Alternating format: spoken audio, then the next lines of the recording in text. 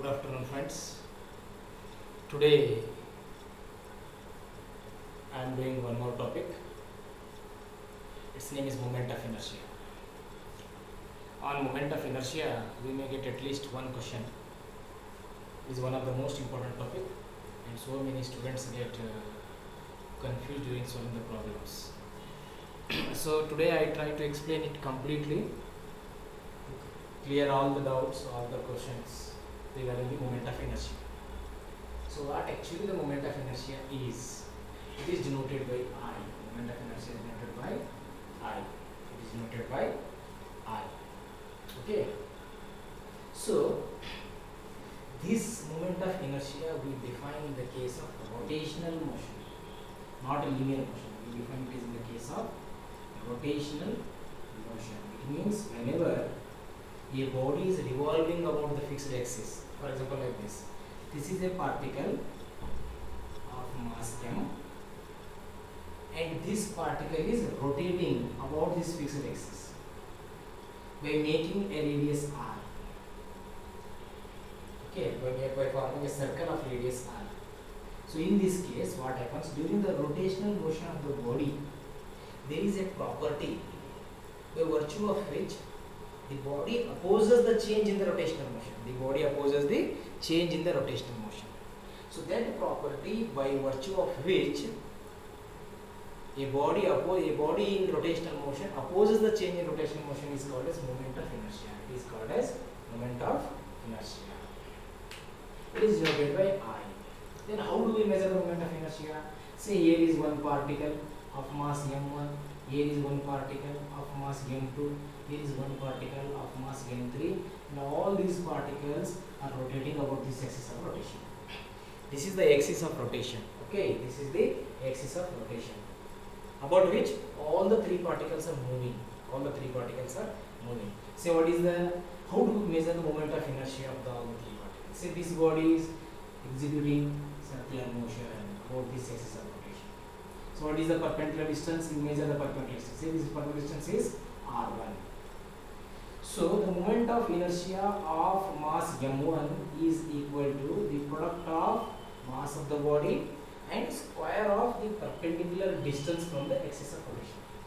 Say m1 and you draw this perpendicular distance, you take its square. This is the moment of inertia of the first particle. Moment of inertia of the first particle. Okay, similarly for the second particle, we measure the perpendicular distance. This distance is r2. So it executes circular motion like this. So its moment of inertia I2 is mass of the body into r2 square. Similarly go for r3. Measure its perpendicular distance is r3. So its moment of inertia I3 is m3 r3 square.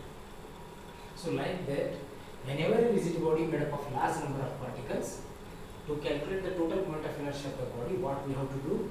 We have to do the total moment of inertia is say m1 r1 square plus m2 r2 square plus say m3 r3 square plus and so on. Similarly, we can write it in the form of summation. Summation of I is equal to 1 to n mi r square. This is in the case of discrete mass. This is in the case of discrete mass. Whenever you the continuous distribution of mass or continuous distribution of mass or continuous distribution of mass, how do you measure the moment of inertia of the body for continuous distribution of mass? You have to take integration. Instead of summation, you have to take integration. So what it is changing? Mass is changing dm, and this is r square. Using this formula, you can calculate the moment of inertia in the case of continuous distribution of mass. So what we have done? We have defined moment of inertia. What is moment of inertia? It is a property of a body by virtue of which it opposes the change in the rotational motion of the body. How do we measure that? We measure the moment of inertia of any body by taking mass of the body, product of the mass of the body and square of the perpendicular distance from the axis of rotation.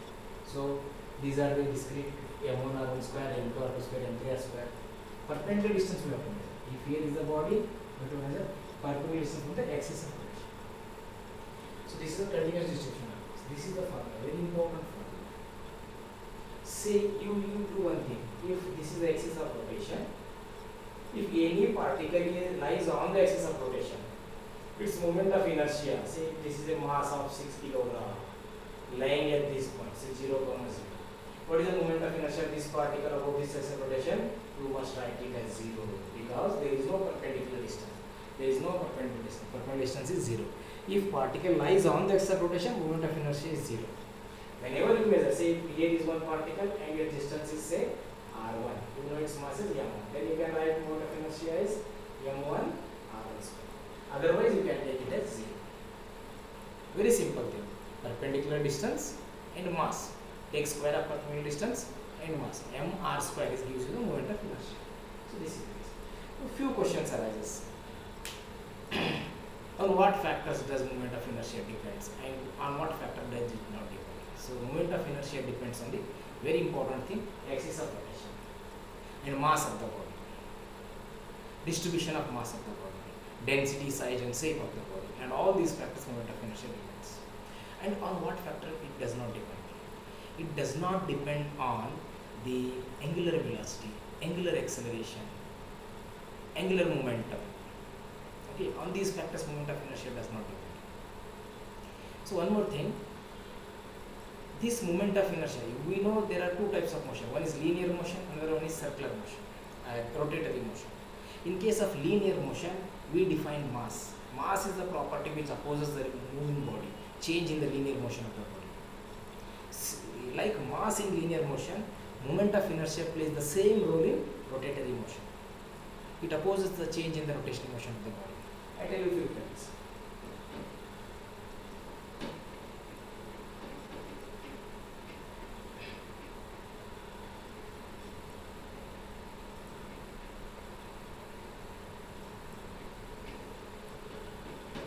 Okay.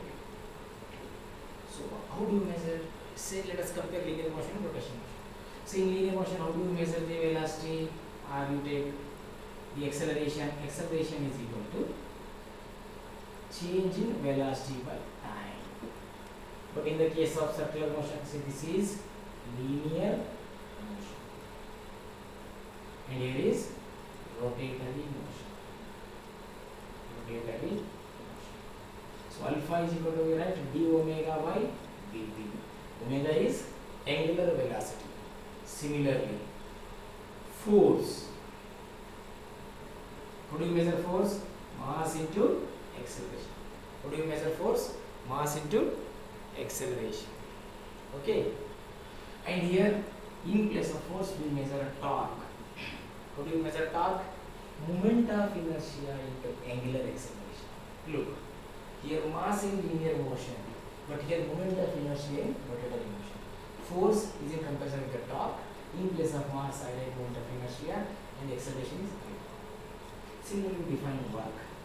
Work is equal to force into displacement, dot product of force into displacement. In this case, how do you define the work in the case of angular acceleration? In place of force, I write torque. Displacement, I write tau dot p. Say momentum, in linear momentum, mass into velocity. But angular momentum, how do I write? I dot omega. I omega, I cross omega, omega, that is a cross product. Okay, like that. I omega, omega I. So kinetic energy, how do you find kinetic energy?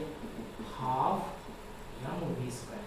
So here energy, rotational energy is half moment of inertia in place of the omega square. So whenever we are writing mass in the case of linear motion, we are writing moment of inertia in the case of rotational motion. That's what I am telling you. In case of rotational motion, moment of inertia plays the same role as played by the mass in the case of linear motion. These points we have to remember. Okay. Next, I will tell you the last point, that is radius of gyration, and I tell you on what factor radius of gyration depends, and on what factor it does not depend, and after that I will stop this.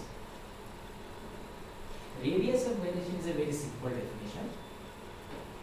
It is a distance of a body from the axis of rotation. Perpendicular distance of the body from the axis of rotation will be radius of gyration. Look, radius of gyration. Radius of gyration. It is denoted by K. It is denoted by K. It is denoted by K. Whenever a body, say it has a mass of m, and it is axis of rotation, perpendicular distance of the body from the axis of rotation is called as radius of gyration. Say this is a rigid body of mass capital A. This rigid body may have so many small particles. Say moment of inertia is m k square. If I write in terms of individual particle, how do I write? m1 r1 square plus m2 r2 square plus and so on plus mi r square. So this k square is the radius of rotation. K square is, I write m1 r1 square plus m2 r2 square plus and so on plus mn rn square. Take this as n whole divided by total mass. Total mass of the rigid body. So k is equal to square root of m1 r1 square plus m2 r2 square plus and so on whole divided by m1 plus m2 plus and so on. Look here, if all the masses are equal, m1 is equal to m2 is equal to and so on is equal to mn is equal to m. Then how do I write k is equal to square root of? Simply I write they come outside here, n times of m it becomes and m cancels. How I write r1 square plus r2 square plus and so on rn square. Since there are n particles, I write here as n. N is the number of particles. Number of particles in the rigid body. Because m1, m2 up to n times nm. This m comes common, cancels. So like this. This is the formula for the radius of gyration. Or simply you can write I is equal to m k square. Or k is equal to square root of I by. Look here. This radius of gyration is the ratio of square root of the ratio of moment of inertia and mass. Whenever there is a symmetrical change in the mass of the body, then the radius of gyration does not change. Whenever there is a symmetrical attachment, then also radius of gyration does not change. For example, if I take a circular lamina like this, whose mass is m, say it has 4 or what it is. If I remove this portion from here, like this portion is removed, say its removed mass is m by 4. So the remaining mass is 3 by 4 times of m. In this case, initially its moment of inertia was I is equal to m r square. Later also its moment of inertia is I only m r square only. Why? Because it's 3 by 4 m and its moment of inertia also becomes 3 by 4 m r square. So 3 by 4 m r square divided by 3 by 4 m. Understood? So 3 by 4 cancels. So in that case again you will get m r square. Same moment of inertia I you will get. So symmetrical attachment or symmetrical removal of mass will not change the radius of gyration.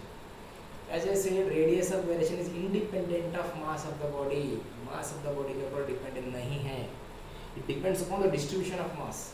It depends upon the axis of rotation. And radius of gyration is a scalar quantity. Radius of gyration is a scalar quantity. Okay, and it does not depend on the angular quantities like angular velocity, angular acceleration, torque, and etc. It does not depend. So this is about the moment of inertia. What I said. So next I will go for the moment of inertia of different shaped bodies, like moment of inertia of circular ring, moment of inertia of disc, moment of inertia of a sphere, moment of inertia of a linear body, moment of inertia of a square plate, moment of inertia of a cube, etc. I will cover this in the next video.